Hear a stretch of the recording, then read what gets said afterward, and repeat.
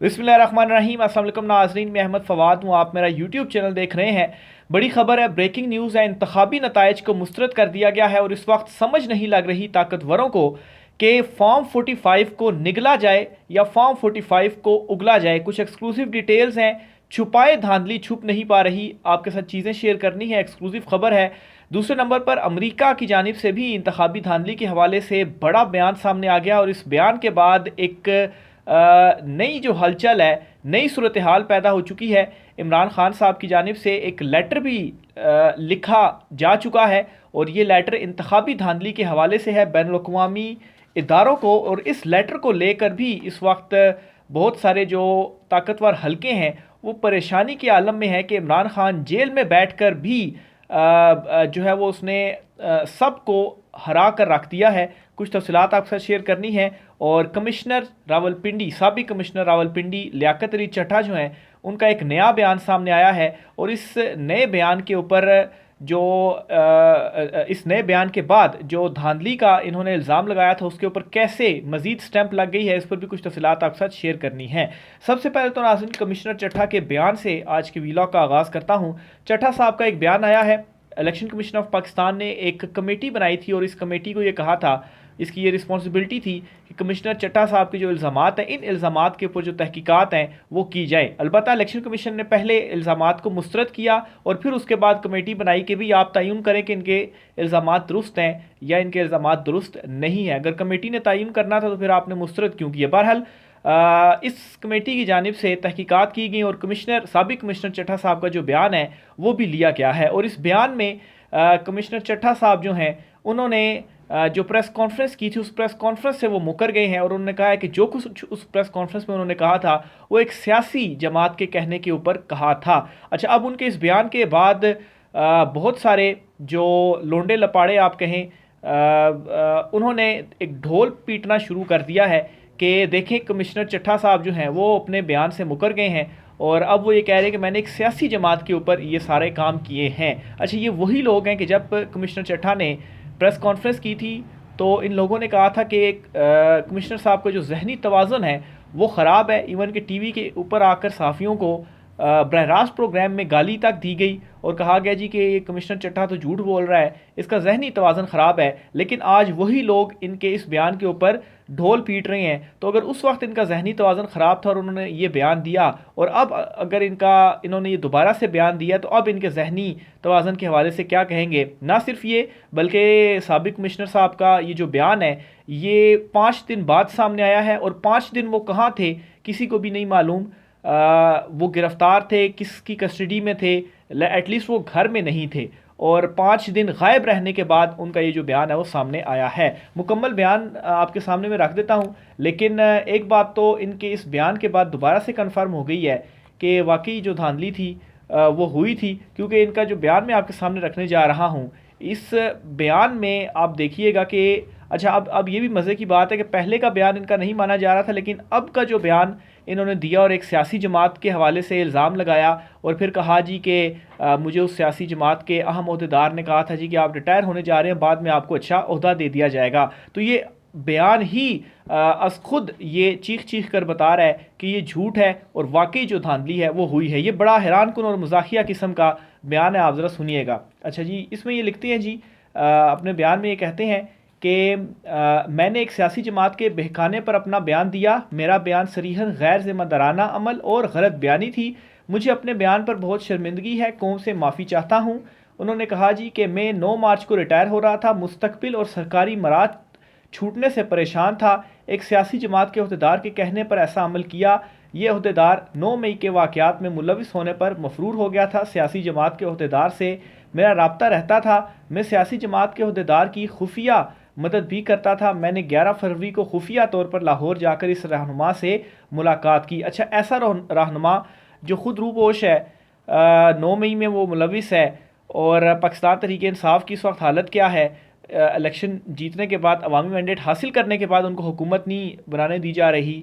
पंजाब और वफाक दोनों में जो PDM है वो हुकूमत बना रही है। तो ऐसे में लियाकत चड्ढा साहब इतने वो नासमझ थे कि वो एक ऐसे शख्स के भरोसे के ऊपर उन्होंने इतना बड़ा जो काम है वो कर दिया। बहरहाल उन्होंने मज़ीद कहा जी कि इस रहनुमा ने मुझे इलेक्शन धांधली ज़्यादा साबित करने के मंसूबे पर काम करने का कहा। मुझे इसके सिले में मुस्तकबिल में आला ओहदे की का वादा किया गया। मैंने पहले मशवरा दिया कि मैं इस्तीफ़ा दूं जिसमें धांधली का इल्ज़ाम लगाने के बाद शामिल हो, लेकिन इस्तीफ़े का ज़्यादा असर ना होने के पेश नज़र जज्बाती और ड्रामे से भरपूर प्रेस कॉन्फ्रेंस का फ़ैसला किया।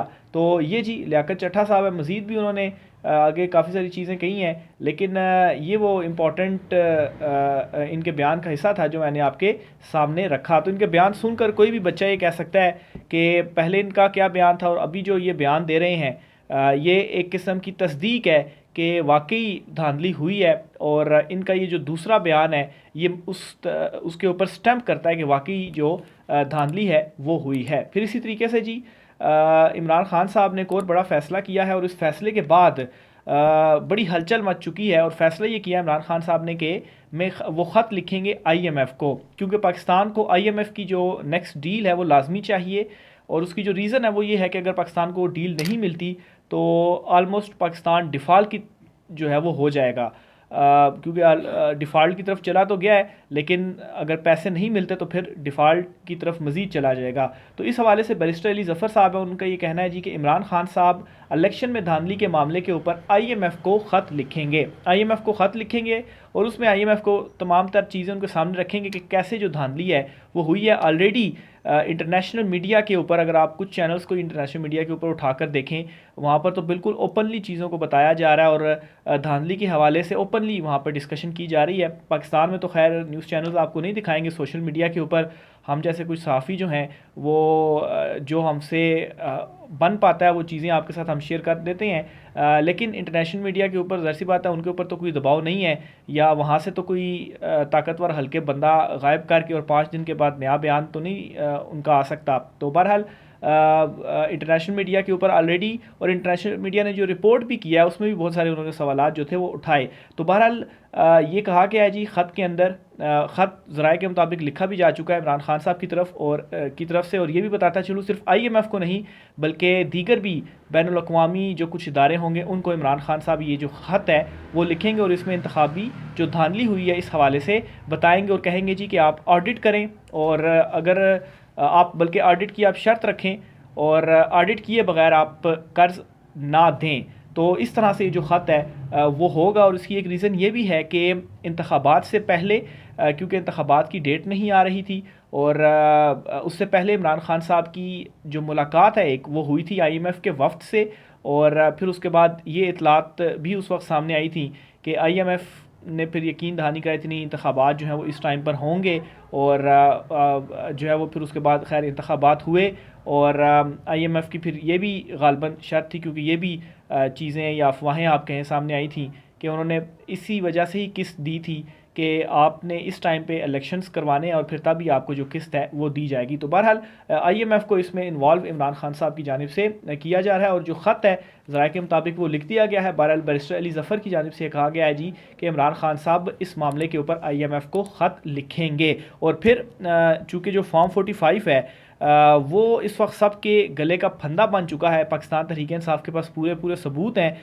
और वो सबूतों के साथ अपना जो मौक़िफ़ है वो सामने रख रहे हैं। इससे पहले वो इंटरनेशनल मीडिया के ऊपर भी पाकिस्तान तहरीक इंसाफ प्रेस कॉन्फ्रेंस कर चुकी है। बहरहाल फॉर्म 45 और फॉर्म 47 इलेक्शन कमीशन का गले का जो फंदा है वो बन गया है। कैसे, ये थोड़ा सा आप सुनिएगा। इलेक्शन कमीशन कानूनी तौर पर पोलिंग डे से 14 रोज़ के अंदर इंतखाबी दस्तावेज़ात अवाम के लिए जारी करने का पाबंद है।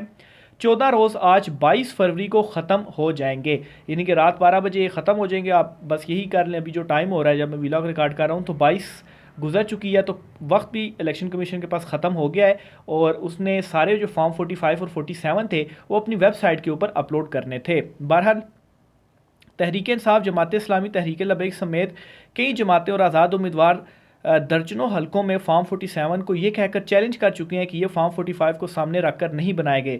इस सूरत में इलेक्शन कमीशन के जारी करदा फॉर्म 45 सबसे बड़ा तनाज़ा बनेंगे अगर ये फॉर्म 45 उन फॉर्म 45 से मुख्तलिफ हुए जो हारी हुई जमातों और आज़ाद उम्मीदवारों के पास हैं, तो इलेक्शन नताइज इंतहाई मशकूक हो जाएंगे, जो कि ऑलरेडी हो चुके हैं, क्योंकि इलेक्शन कमीशन फॉर्म 45 अभी तक उसने अपलोड ही नहीं किए। और कैसे ना करें, क्योंकि तीन जमातें हैं जो कह रहे हैं कि देखें हमारे पास फॉर्म 45 है जिसमें पाकिस्तान तहरीक इंसाफ जीत रही है, लेकिन इलेक्शन कमीशन के फॉर्म 47 के मुताबिक उसमें किसी दूसरे उम्मीदवार को जितवा दिया गया।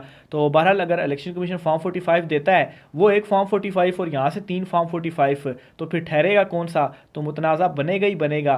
तो ये जी इलेक्शन कमीशन के पास आज लास्ट डे था, उसने करना था लेकिन आज उसने नहीं किया। ये भी चीख चीख के ये जो स्टेप है वो बता रहा है कि इंतखाबात के अंदर जो धांधली है वो हुई है। फिर इसी तरीके से इलेक्शन नताइज इंतहाई मशकूक हो जाएंगे। इन्हीं अदालतों में चैलेंज भी किया जाएगा अगर इलेक्शन कमीशन फॉर्म 47 को जायज़ साबित करने के लिए नए फॉर्म 45 जारी करता है, तो मुतनाज़ हलकों के हारे हुए उम्मीदवार इस सूरत में भी इन्हें चैलेंज कर देंगे। रिटर्निंग अफसर ने फॉर्म 47 बनाते हुए गड़बड़ नहीं की, इलेक्शन कमीशन के गले का फंदा तैयार है, क्योंकि जो मर्ज़ी से कुछ नताइज बनाए गए हैं उनमें कौमी और सूबाई असम्बली के जो हल्के हैं उनमें वोट भी मैच नहीं कर रहे। तो इसलिए ये जो फॉर्म 45 होंगे जो कि फ़ेक अगर बनाए गए तो वो फिर मैच भी नहीं करेंगे, क्योंकि आपकी जो नंबरिंग है और कैलकुलेशन है वो ऑलरेडी गलत साबित हो रही है, जो कि अभी सारी की सारी चीज़ें आ रही हैं। तो ये फॉर्म 45 वो फॉर्म इस वक्त साबित हो रहा है जो कि इनके गले का फंदा बनने जा रहा है। आगे चलते हुए नाज़रीन एक और बड़ी खबर आपको देता चलूँ कि पंजाब और सिंध असम्बली में मखसूस नशिस्तों के ऊपर नोटिफिकेशन जारी कर दिए गए हैं, और पंजाब असम्बली की 36 नशिस्तों पर नून लीग और 3 नशिस्तों पर पीपल्स पार्टी, 2 पर काफ लीग और एक इस्तेकाम पाकिस्तान पार्टी के उम्मीदवारों को ये दी गई हैं। और इसमें पाकिस्तान तहरीक इंसाफ को कोई मखसूस नशिस्त नहीं दी गई। हालांकि सुन्नी इत्तेहाद कौंसिल में पाकिस्तान तहरीक इंसाफ के आज़ाद मम्बरान शामिल हो चुके हैं और उन्होंने दरख्वास्त भी दे दी है कि आप जो मखसूस नशिस्तें हैं ख़वातीन या अक़लियतों की वो दें, लेकिन इलेक्शन कमीशन ऑफ पाकिस्तान ने पाकिस्तान तहरीक इंसाफ को ये नशिस्तें जारी नहीं की। ज़राए का कहना है कि कल अहम इजलास होगा चीफ इलेक्शन कमीशनर की सरबराही में, जिसमें मज़ीद ये फैसला किया जाएगा, देखा जाएगा कि PTI को मखसूस नशिस्तें देनी हैं या नहीं देनी। बहरहाल इस इकदाम के बाद ये लग रहा है कि इलेक्शन कमीशन ऑफ पाकिस्तान अब मज़ीद कोई नया ऐसा चीज़ सामने ले आएगा जिसमें कहेगा जी कि मखसूस नशिस्तें पाकिस्तान तहरीक इंसाफ को नहीं देनी। रीज़न क्या है जी? नेक्स्ट महीने होने जा रहे हैं सेनेट के इंतखाबात, और मखसूस नशिस्तें जो हासिल होंगी उनका जो वोट होगा उससे पाकिस्तान तहरीक इंसाफ के जो सेनेटर्स होंगे उनकी तादाद में इजाफा होगा। तो मखसूस नशिस्तें नहीं होंगी तो कुछ सेनेटर्स जो हैं वो कम हो जाएंगे असम्बली में पाकिस्तान तहरीक इंसाफ के। तो बहरहाल देखें कल इलेक्शन कमीशन क्या जो इजलास है और उसमें क्या वो फैसला करता है। अमेरिका की जानिब से इंतखाबी धांधली के हवाले से अहम बयान सामने आ गया है, और तर्जुमान का ये कहना है जी अमेरिका के, हम चाहते हैं कि इलेक्शन में धांधली और बेज़ाब्तियों के दावे की मुकम्मल तहकीकात की जाएँ। पाकिस्तान में इंटरनेट और सोशल मीडिया को जुज़वी या मुकम्मल तौर पर बंद करने और आज़ादी इज़हार को महदूद करने पर तशवीश है। ये जी बड़ा एक बयान सामने आ गया है। इंतखाबी नताइज के ऊपर भी तशवीश कर दी कि आपने इंटरनेट और ये बंद किया था, तो इससे तो आज़ादी इज़हार को महदूद कर दिया गया, और फिर उसके बाद जो बेज़ाब्तियाँ वगैरह हैं इसके हवाले से जो दावे आ रहे हैं इसकी मुकम्मल शफाफ तहकीकात होनी चाहिए। पाकिस्तान तहरीक इंसाफ ऑलरेडी ये कह चुका है कि आज़ाद जुडिशल कमीशन इसके ऊपर बनाया जाना चाहिए। मज़ीद उन्होंने कहा जी कि पाकिस्तान से कहते हैं कि आज़ादी इज़हार का एहतराम किया जाए और ट्विटर समेत सोशल मीडिया के तमाम प्लेटफॉर्म्स को बहाल किया जाए। पाकिस्तानी हुकाम से राब्तों में आज़ादी इज़हार के बुनियादी हक़ की अहमियत को उजागर करते रहेंगे। तो ये जो ट्विटर इन्होंने बंद किया है और जो इंटरनेट बंद किया था 8 फरवरी वाले दिन, वो भी इनको ले डूबा है। पाकिस्तान तहरीक इंसाफ के जो इंट्रा पार्टी इंतखाबात होने जा रहे हैं 3 मार्च को, इन इंट्रा पार्टी इंतखाबात में बैरिस्टर अली ज़फ़र को चेयरमैनशिप के उम्मीदवार होंगे पाकिस्तान तहरीक इंसाफ के, जबकि बैरिस्टर गौहर अली जो है वो जो है वो इन इंतखाबात में बैरिस्टर अली ज़फ़र चेयरमैन और उमर अयूब जो है वो सेक्रेटरी के उम्मीदवार होंगे। 3 मार्च को ये जो इंतखाबात हैं वो होने जा रहे हैं।